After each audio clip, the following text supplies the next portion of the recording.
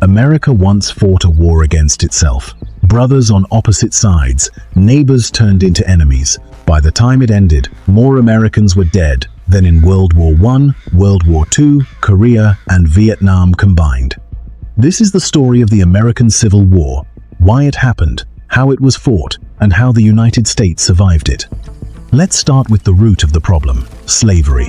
When America was founded in 1787, slavery already existed in the country, and the men who wrote the Constitution avoided dealing with it directly.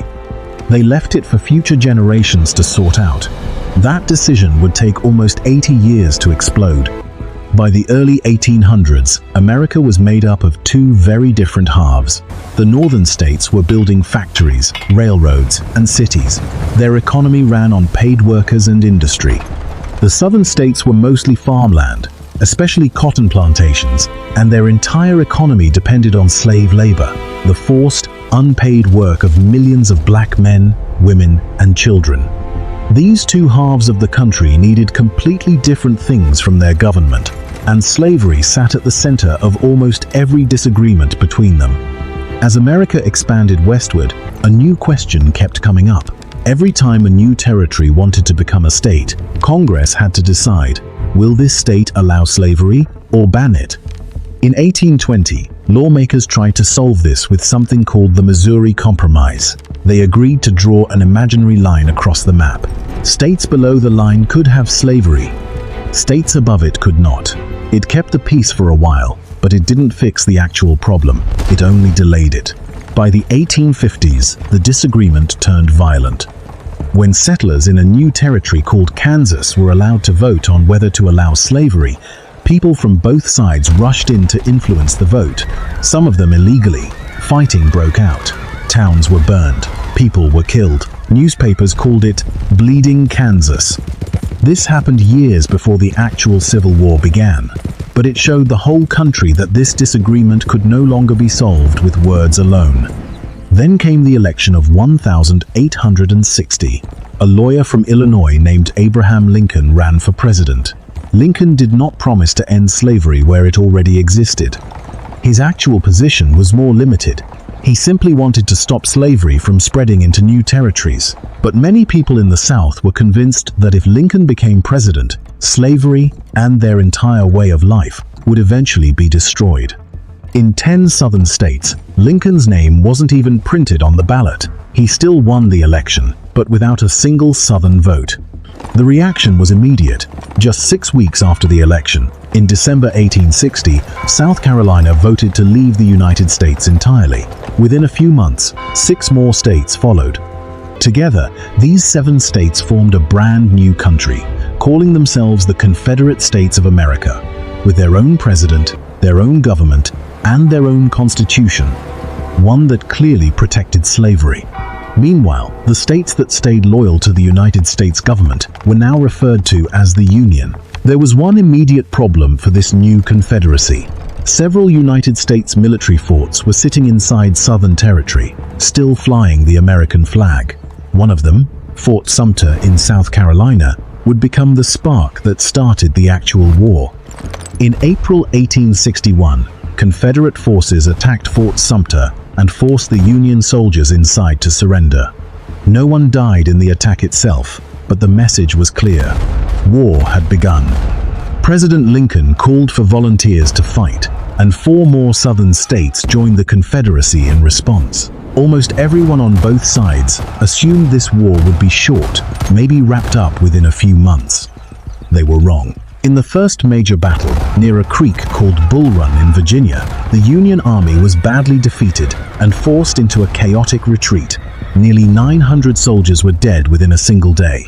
It became clear to both sides that this war was going to be long, brutal, and far more costly than anyone had expected. For the first year and a half, Lincoln fought this war mainly to keep the country together, not specifically to end slavery. But by 1862, his thinking changed. The war wasn't going well for the Union, and there was a real risk that Britain and France might support the Confederacy because they relied on Southern cotton. Lincoln needed a strong reason to keep other countries from getting involved, and slavery gave him that reason. In September 1862, Union and Confederate forces fought at Antietam Creek in Maryland. It remains the single bloodiest day in American history, with over 22,000 soldiers killed, wounded, or missing in just one day. The battle ended without a clear winner, but it gave Lincoln the opportunity he needed. A few months later, on the 1st of January 1863, he issued the Emancipation Proclamation, officially declaring that enslaved people in Confederate states were free. This changed the entire purpose of the war. It was no longer just about keeping the country together. It was now also a war to end slavery. Because of this, around 180,000 black soldiers, many of them formerly enslaved, joined the Union Army to fight. The turning point of the war came in the summer of 1863, with two major battles in the same week. In Pennsylvania, Confederate General Robert E. Lee launched a massive invasion into Northern Territory, hoping a big victory there would convince the North to give up and negotiate peace. Instead, his army suffered a devastating defeat at the Battle of Gettysburg, especially during a failed attack across open ground that cost thousands of Confederate lives in a single afternoon. At almost the exact same time, hundreds of miles away, Union General Ulysses S. Grant captured the city of Vicksburg, Mississippi, giving the Union full control of the Mississippi River and cutting the Confederacy into two separate pieces. These two defeats, happening within a single week, badly damaged the Confederacy's ability to keep fighting. After that, Lincoln gave command of the entire Union Army to General Grant, whose strategy was simple and relentless. Keep attacking, don't stop, don't let the enemy rest. This approach worked, but it came at a heavy cost. Tens of thousands of Union soldiers were killed or wounded in just a few weeks of fighting in 1864.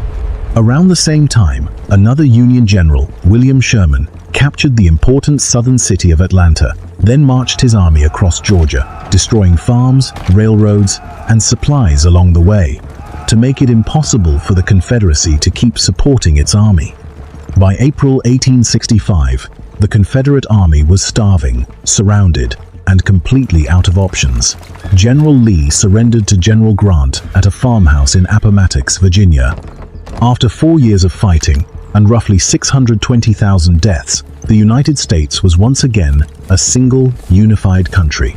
Just 5 days after the surrender, President Lincoln was assassinated while attending a play in Washington. He died the next morning, without ever seeing the country he had fought so hard to reunite. The Civil War officially ended slavery in the United States. Later that same year, the 13th Amendment to the Constitution made that freedom permanent and legal across the entire country.